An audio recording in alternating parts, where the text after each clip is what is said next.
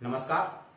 नमस्कार साथियों, अपना जो है कि यूनिट नंबर जो 12 है उसका जो पार्ट सी है सेमीकंडक्टर डिवाइस चल रहा था।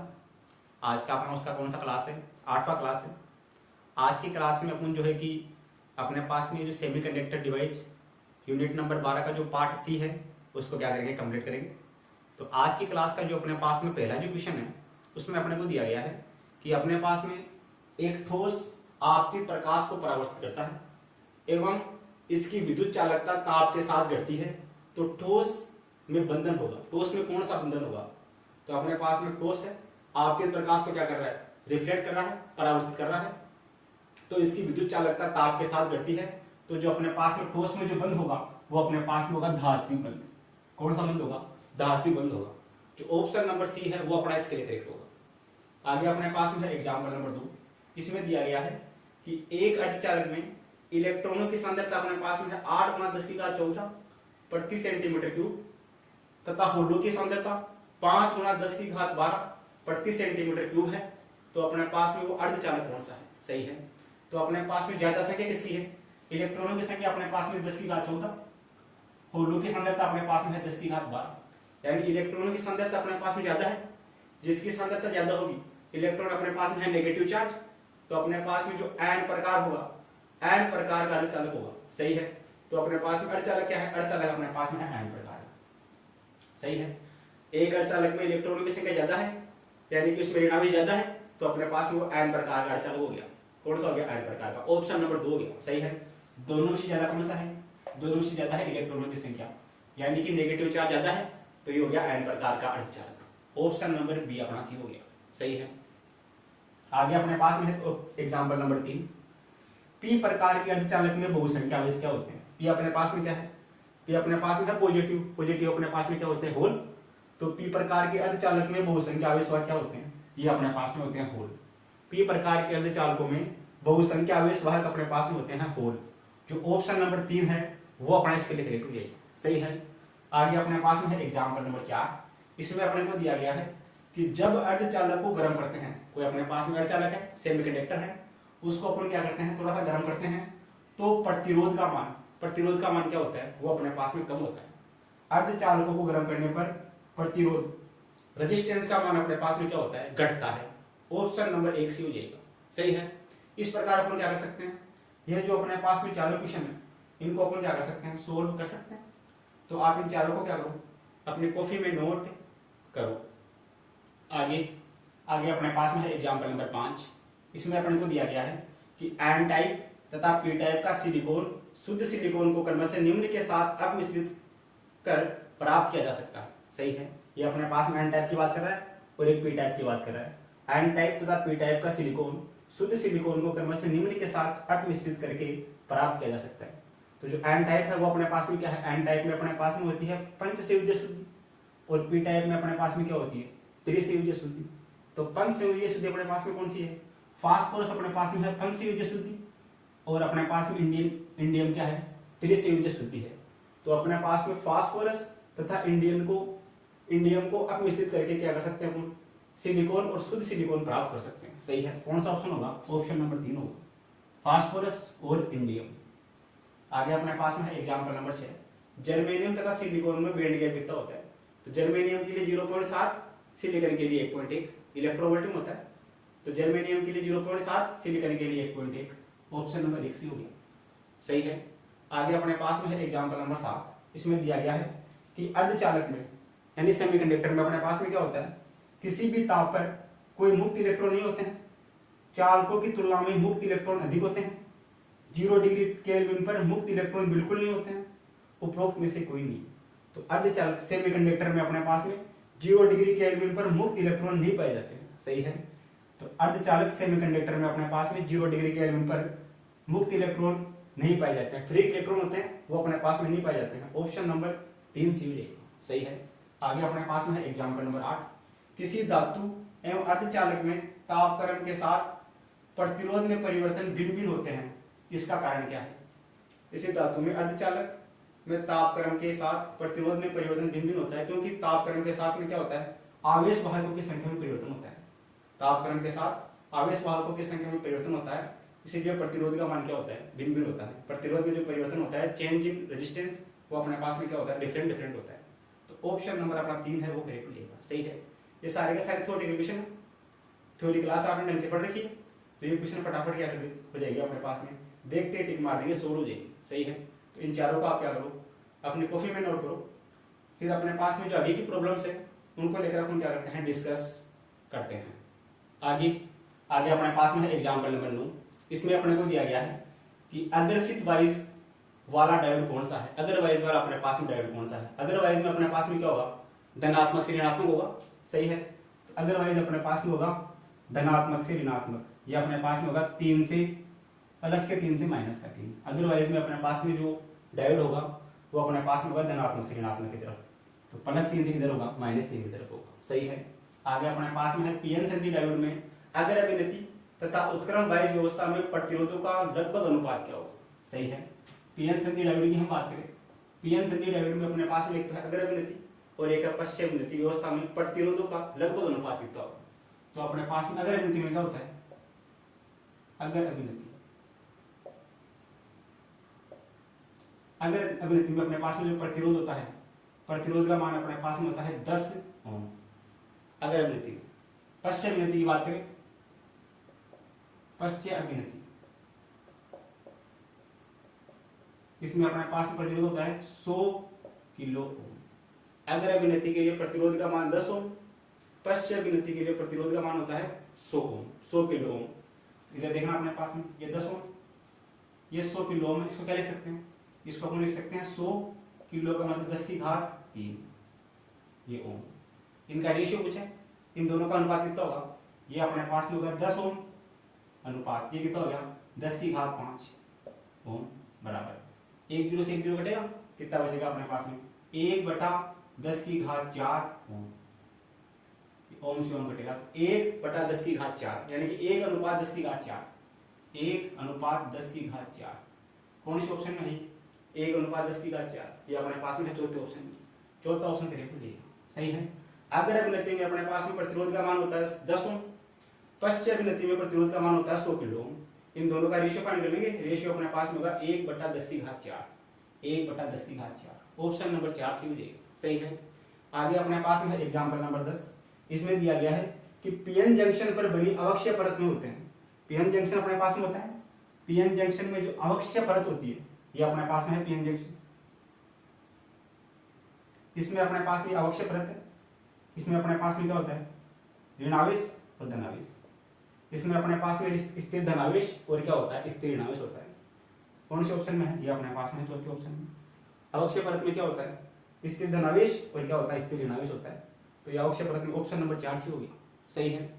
आगे अपने पास में है एग्जाम्पल नंबर 11। इसमें दिया गया है कि जब किसी पीएन संधि को अगर अभिनति में रखा जाता है तो विभव प्राचीर का मान Vb तथा अवक्षय परत की चौड़ाई x किस प्रकार परिवर्तित होती है।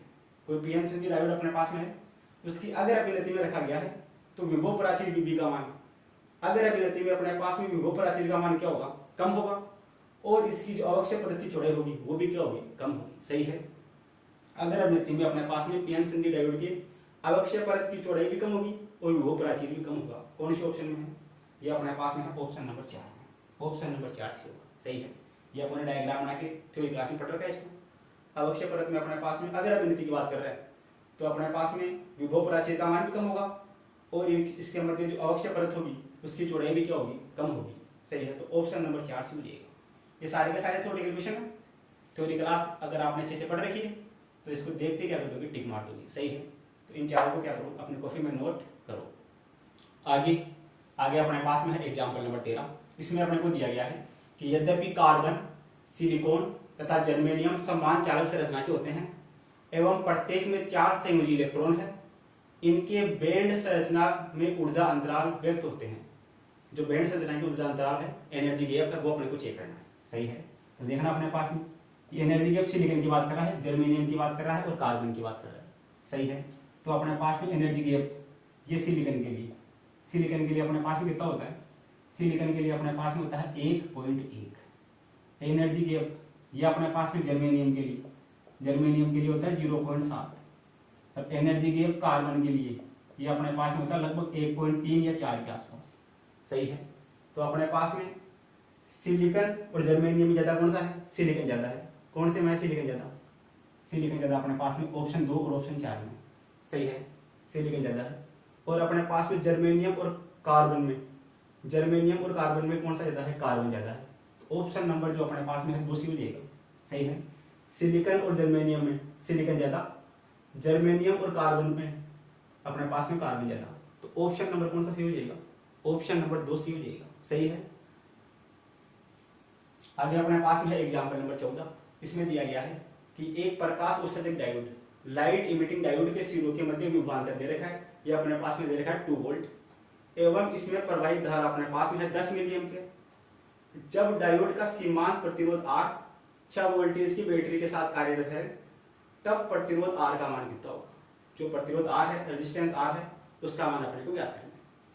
सॉल्यूशन की हम बात करें, सॉल्यूशन देखना अपने पास में क्या होगा। एक अपने पास में प्रकाश उत्सर्जक डायोड है, ये अपने पास में है डायोड। ये बोल रहा है कि इसके सिरों के मध्य विभवांतर वोल्टेज है तो 2 वोल्टेज है। इसके सिरों के मध्य जो विभवांतर है वो अपने पास में है 2 वोल्टेज। ये अपने पास में है 2 वोल्ट। सही है। अब क्या बोल रहा है? इसमें प्रवाहित धारा, इसमें जो धारा का मान दे रहा है ये वाली धारा, ये अपने को दे रखी है 10 मिली एम्पीयर। 10 milli ampere. सही है। आगे देखना क्या बोल रहा है। जब डायोड का सीमांत प्रतिरोध R वह 6 वोल्ट की बैटरी के साथ कार्यरत है। जब डायोड का सीमांत प्रतिरोध R है, ये अपने पास में है R, ये सीमांत प्रतिरोध R 6 वोल्ट की बैटरी के साथ कार्यरत है। ये अपने पास में लगा रखी है बैटरी, ये 6 वोल्ट की बैटरी के साथ कार्यरत है। 6 वोल्ट की बैटरी के साथ क्या है? कार्यरत है। प्रतिरोध R है, 6 वोल्ट की बैटरी के साथ कार्यरत है, तब प्रतिरोध R का मान क्या होगा? इस R का मान अपने को याद करना है। सही है। तो देखो ये अपने पास में यहाँ पे वोल्टेज कितना है डायोड पे? डायोड पे अपने पास में है 2 वोल्टेज। टोटल वोल्टेज कितना है? 6 वोल्टेज। अगर 2 वोल्टेज डायोड पर है तो इस प्रतिरोध की सिरों पर वोल्टेज का मान कितना होगा? 6 में से 2 ये है तो ये कितना बच गया? 4 वोल्टेज। 4 वोल्टेज हो गया। सही है। अब ये डायोड और ये प्रतिरोध ये अपने पास में है श्रेणी क्रम में, तो श्रेणी क्रम में अपने पास में करंट धारा का मान सेम होता है। सही है। अगर इस डायोड में धारा का मान है 10 एम्पीयर तो इस प्रतिरोध में भी धारा का मान कितना होगा? ये अपने पास में होगा 10 मिली एम्पीयर। सही है। धारा का मान दोनों के लिए सेम होगा। सही है। तो इस प्रतिरोध R का मान ज्ञात करना है। तो यहाँ से अपने को धारा दे रखी है, वोल्टेज दे रखा है, R का मान ज्ञात कर लेंगे। सही है। ओम के नियम से क्या होता है? V बराबर होता है IR। अपने को R चाहिए तो R बराबर होगा V बटा I। सही है। तो यहाँ से R बराबर V का मान अपने पास में है 4 अपॉन I का मान अपने पास में है 10 मिली का मतलब 10 की घात माइनस का 3, 10 की घात माइनस का 3 एम्पीयर। सही है। V बटा I। तो यहाँ से R का मान कितना होगा देखना, ये अपने पास में 4, ये कितना हो जाएगा? 10 की घात माइनस का 2, 10 की घात माइनस का 2 ऊपर जाएगा तो ये जाएगा 10 की घात प्लस का 2 ओम। तो यहाँ से R बराबर कितना हो जाएगा? तो जाएगा अपने पास में 400 ओम। प्रतिरोध का मान होगा 400 ओम। 400 ओम कौन से ऑप्शन में है? ये अपने पास में है ऑप्शन नंबर 4। तो ऑप्शन नंबर 4 अपने इसके लिए को देगा। सही है। इस प्रकार अपन क्या कर सकते हैं, ये जो अपने पास में दोनों प्रॉब्लम है इसको बड़े आसानी से क्या कर सकते हैं? सोल्व कर सकते हैं। तो आपने दोनों को क्या करो, अपनी कॉपी में नोट करो। आगे अपने पास में है एग्जाम्पल नंबर 15। इसमें अपने को दिया गया है किसी पीएन संधि डायोड में जो किसी परिपथ में जुड़ा हुआ नहीं है, उसमें अपने पास में क्या होगा? कोई पीएन संधि डायोड है जो किसी भी परिपथ से अपने पास में नहीं जुड़ा हुआ है, तो उसमें अपने पास में क्या होगा? सभी जगह विभव समान होगा। पी प्रकार का विभव एन प्रकार से उच्च होगा। संधि पर विद्युत क्षेत्र होगा जिसकी दिशा एन से पी प्रकार की होगी। संधि पर विद्युत क्षेत्र होगा जिसकी दिशा पी से एन प्रकार की होगी। तो पीएन संधि डायोड है वो अपने पास में क्या है? किसी परिपथ से नहीं जुड़ा हुआ है, तो अपने पास में संधि पर इलेक्ट्रिक फील्ड तो होगा लेकिन इलेक्ट्रिक फील्ड की दिशा क्या होगी? ये होगी एन से पी की ओर। विद्युत क्षेत्र तो होगा लेकिन विद्युत क्षेत्र की दिशा होगी एन प्रकार से पी प्रकार की ओर। ऑप्शन नंबर सी हो जाएगा। सही है। पीएन संधि डायोड के लिए अपने पास में ये केस होगा जब अपने पास में डायोड किसी भी परिपथ से नहीं जुड़ा हुआ हो। आगे अपने पास में है एग्जाम्पल नंबर 16। पीएन संधि डायोड की अग्र व पश्च विनति में आवेशों की गति का प्रभावी तरीका है। पीएन संधि डायोड में अग्र विनति में अपने पास में क्या होता है? अग्र विनति में अपने पास में होता है विस्तरण और पश्च विनति में अपने पास में क्या होता है? अनुगमन होता है। सही है। कौन से ऑप्शन में है? अग्र विनति में विस्तरण और पश्च विनति में अपने पास में होता है अनुगमन। ऑप्शन नंबर 2 सी हो जाएगा। सही है। पीएन सल्फेट डायोड में अगर वह पश्च अभिनति में आवेशों की गति, तो अगर अभिनति में अपने पास में होता है विसरण और पश्च अभिनति में होता है अनुगमन। ऑप्शन नंबर 2 सी सही है। तो इन दोनों को क्या करो आप अपने कॉपी में नोट करो। ये थ्योरेटिकल क्वेश्चन है, थ्योरी क्लास पढ़ रखी है तो आराम से इसको कर दोगे। दोनों को क्या करो अपनी कॉपी में नोट करो। आगे अपने पास में है एग्जाम्पल नंबर 17। इसमें अपने को दिया गया है कि 300 से 400 केल्विन तापमान अंतराल में तांबा तथा अमादित सिलिकॉन के प्रतिरोधों के तापमान पर निर्भरता के लिए सही कथन कौन सा है। सही है, अपने पास में तांबे की बात कर रहा है और एक सिलिकॉन की बात कर रहा है। प्रतिरोधों की ताप पर निर्भरता क्या होगी, तो तांबा अपने पास में क्या है, तांबा अपने पास में जो है कि एक चालक है, कंडक्टर है। तो चालकों का ताप बढ़ाने पर अपने पास में जो प्रतिरोधकता होती है वो अपने पास में क्या होती है, प्रतिरोधकता बढ़ती है। और अपने पास में जो सिलिकॉन है, सिलिकॉन अपने पास में अर्धचालक है। अर्धचालकों का ताप बढ़ाने पर क्या होती है, प्रतिरोध का मान क्या होता है, घटता है। सही है, तो अपने पास में तांबा है, ये तांबा अपने पास में चालक है, तो इसके लिए क्या होगा, प्रतिरोध का मान बढ़ेगा। और सिलिकॉन अपने पास में क्या है, अर्धचालक है, इसके लिए क्या होगा, ताप बढ़ाने पर प्रतिरोध का मान कम होगा।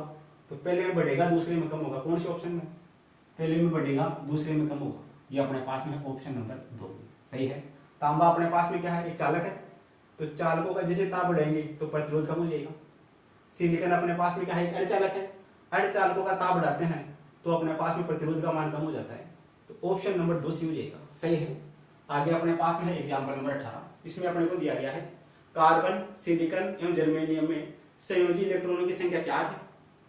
तब कमरे के तापमान पर निम्न में से कौन सा कथन सही है। एक अपने पास में सिलिकॉन है, एक जर्मेनियम है, एक अपने पास में कार्बन है। इनमें संयोजी इलेक्ट्रॉनों की संख्या 4 है। तो कमरे के ताप पर निम्न में से कौन सा कथन सही है वो अपने को चेक करना है। सही है, तो अपने पास में संयोजी इलेक्ट्रॉनों की संख्या 4 है।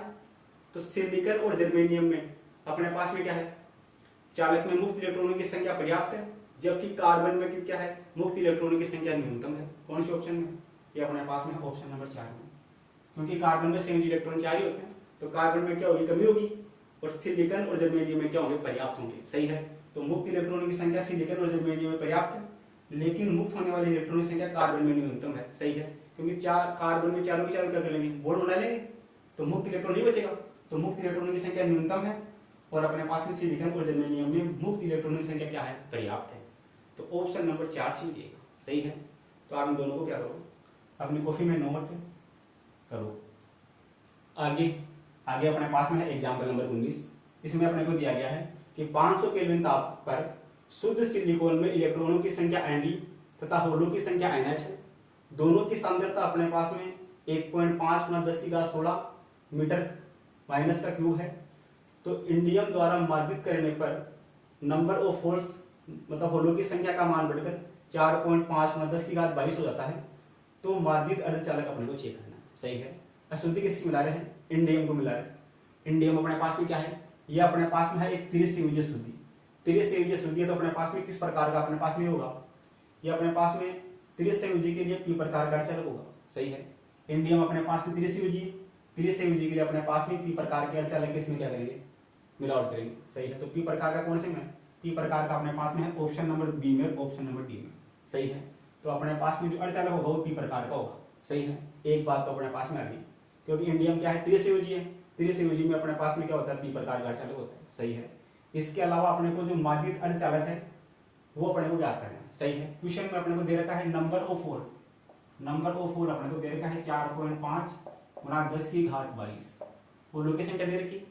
इसके अलावा अपने पास में दोनों के सांद्रता Ni का मान दे रखा है, Ni अपने को दे रखा है 1.5 × 10⁻16। सही है, अपने को चेक करना है number of electron, number of electron की संख्या पूछी है, ये अपने को चेक करना है। तो यहाँ से अपने पास में होता है number of electron, number of hole equal to अपने पास में होता है Ni का स्क्वायर, ये बनता है अपने पास में फॉर्मूला। सही है, ये अपने पास में सांद्रता। तो नंबर ऑफ इलेक्ट्रॉन कितना होगा, ये अपने पास में होगा number of hole, number of electron होगा Ni का स्क्वायर अपॉन अपने पास में NH।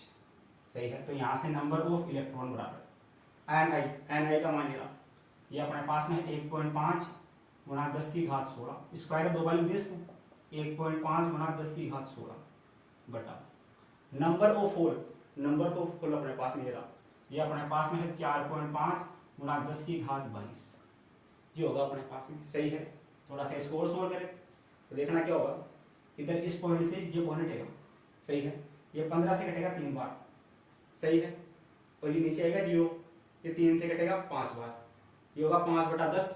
5/10 का मतलब कितना होगा, 1/2। ये अपने पास में होगा 1/2, सही है।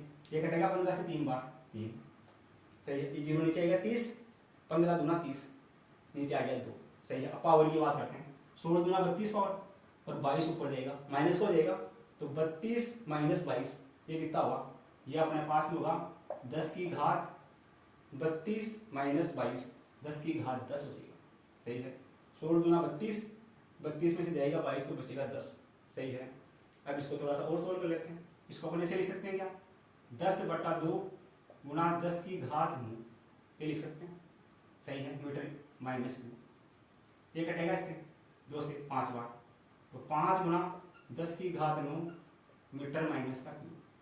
5 गुना 10 की घात 9 कौन से ऑप्शन में आ रही है, ये आ रहा अपने पास में ऑप्शन नंबर 2 में, सही है। पी प्रकार का अर्थ होगा, नंबर ऑफ इलेक्ट्रॉनों की संख्या होगी 5 गुना 10 की घात 9, ये रहा 5 गुना 10 की घात 9 m माइनस का cube, option number B correct हो जाएगा, सही है। तो ये ऑप्शन नंबर बी है वो अपना जो हो जाएगा, इसके लिए करेक्ट हो जाएगा, सही है। इस प्रकार अपन क्या कर सकते हैं, इस क्वेश्चन को सोल्व कर सकते हैं। ये फॉर्मूला अपने को याद होगा, तो इस फॉर्मूले में वैल्यू रख के अपन क्या करेंगे, नंबर ऑफ इलेक्ट्रॉनों की संख्या ज्ञात कर लेंगे, n का मान, सही है। तो आप इसको क्या करो, अपनी कॉपी में नोट करो, सही है। आपने नोट कर लिया होगा, तो चलो आज के लिए इतना ही, बाकी मिलते हैं अगली क्लास में। आप चैनल को लाइक करें, शेयर करें, सब्सक्राइब करें, कमेंट करें। Thank you for watching this video.